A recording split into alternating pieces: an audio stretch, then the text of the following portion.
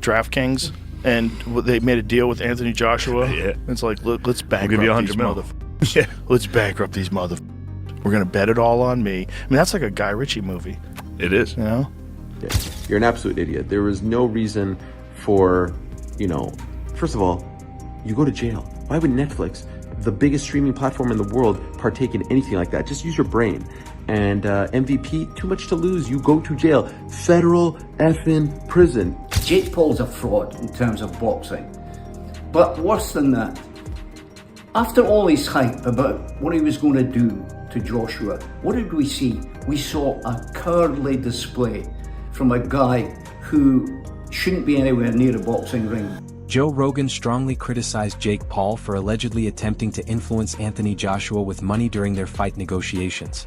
Rogan condemned the reported $100 million deal, calling it a disgrace to boxing. He argued that trying to buy outcomes undermines the integrity of the sport and damages the credibility of legitimate competition. According to Rogan, boxing loses its meaning when financial manipulation replaces fair competition. Not for Jake Paul. Of course, that'd be awesome. I'm Not saying for for all the Anthony young Joshua, bucks. who was gonna be the guy. Destroy some sports books also, apparently. What are those odds? they lose $100 million or something, I think.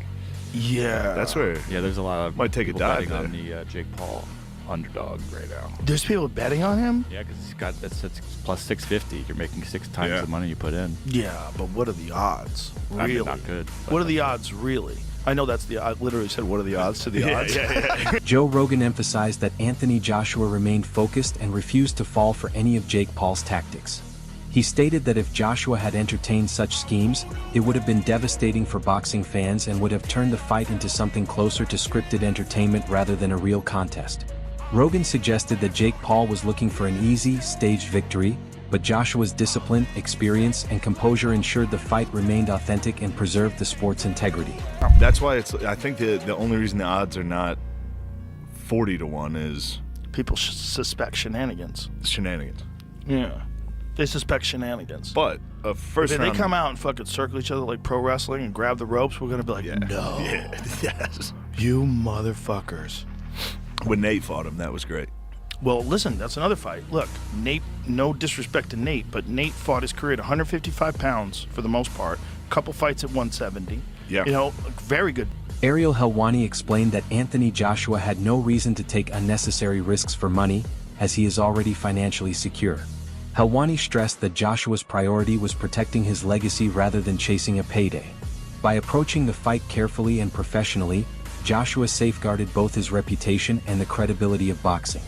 Helwani warned that reckless behavior motivated by money could have harmed the sport and set a dangerous example. Instead, Joshua's measured approach resulted in a respectable contest. Joe Rogan echoed this sentiment, declaring Anthony Joshua the best heavyweight boxer in the world. He praised Joshua's skill, power, and ring intelligence, stating that the outcome was inevitable due to Joshua's vast experience and technical superiority over an opponent like Jake Paul. For, first of all, you go to jail. Why would Netflix, the biggest streaming platform in the world, partake in anything like that? Just use your brain. And MVP, too much to lose. You go to jail. Federal effing prison. AJ, for what?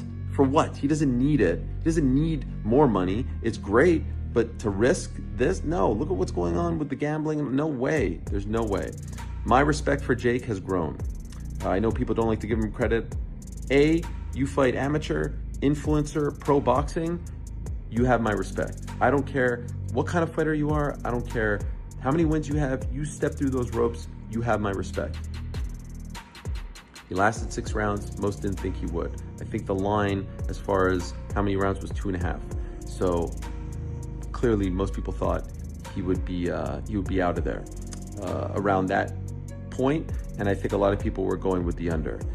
He had some moments. He had the antics. Obviously the takedowns and all that weren't great.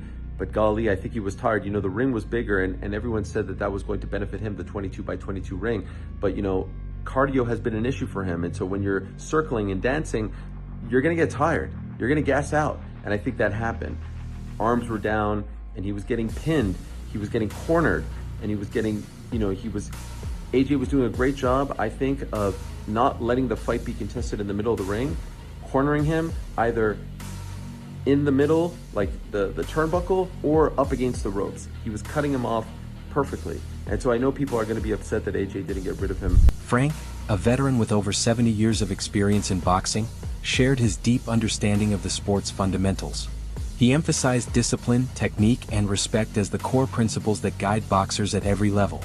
When discussing Jake Paul, Frank was openly critical, labeling him a fraud in the boxing world and describing his behavior as disrespectful and clownish. He warned that boxing is not about hype or spectacle, but about honoring tradition and skill.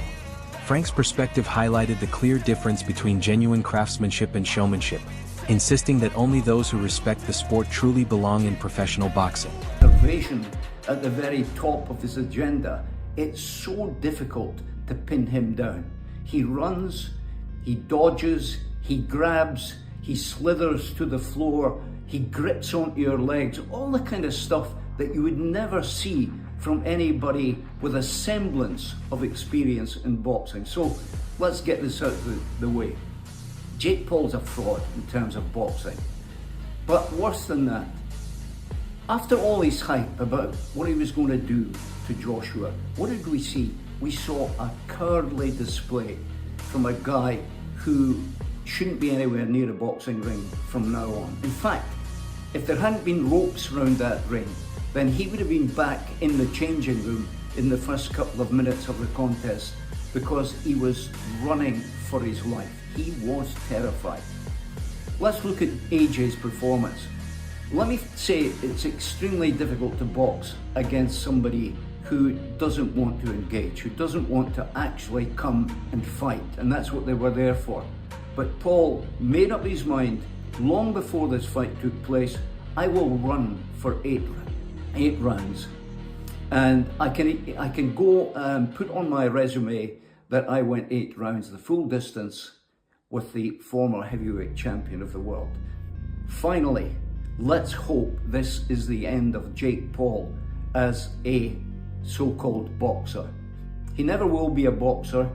I've got guys whom I train up and down the country who would flatten him in 3 rounds. Amateur boxers who are miles better than he is. He has got nothing going for him. Dan Rafael offered a detailed and balanced analysis of the Anthony Joshua versus Jake Paul fight, focusing strictly on what happened in the ring. He credited Jake Paul for lasting as long as he did, noting that an extremely defensive and cautious style was the only way he could survive multiple rounds. Rafael described Paul's constant movement as an attempt to avoid engagement, which helped extend the fight. That he also acknowledged that Joshua could have been more effective at cutting off the ring, partially explaining why the bout lasted longer than expected. Despite this, Rafael praised Joshua's performance, calling the eventual finish impressive and well-earned. He also highlighted Joshua's honesty in evaluating his own performance. Rafael concluded that taking the fight made sense for Joshua, as it balanced financial reward with professional responsibility, ultimately reinforcing Joshua's dominance while giving Paul limited credit for endurance. I mean, yeah, like you said, did it go 6 rounds and last, a few longer? I'll give credit to Jake for hanging in there. Part of it was because he employed an extremely unfriendly for fans style, but it was the only way he could do it if he wanted to survive that many rounds, which is to basically get on his bicycle and ride around the ring for a bunch of rounds and then get off his bicycle and run like a criminal at night after the cops show up. So it is what it is. I mean, it'll be the fact that it still resonated shows you the interest that there was in the fight, and certainly that knockout was a viral clip. And and I'll quote the great philosopher Eddie Hearn. We're going to take care of Jake Paul and on to the real boxing in 2026. Yeah, the great philosopher. It is a risky fight. I mean, I'll put it like this. It's one thing to say I want to do a calendar year where I'm fighting Fabio Wardley for his title, and then I'm going to fight Fury. There's nothing wrong with that. But anybody that would consider Fabio Wardley at this stage should be a tuna fight is just not being honest about it. It's a real fight. And I think there are some people out there that would say it poses just as much danger as risk or a gamble or however you want to describe it as it would be when he fights Tyson Fury. So Joshua has to make some decisions about that. I don't think they're going to take that risky of a fight going into the prospect of a Fury fight. I mean, you know, it's fun for us to sit here and bullshit about it, but I just don't think that's legitimate. I don't think that's real.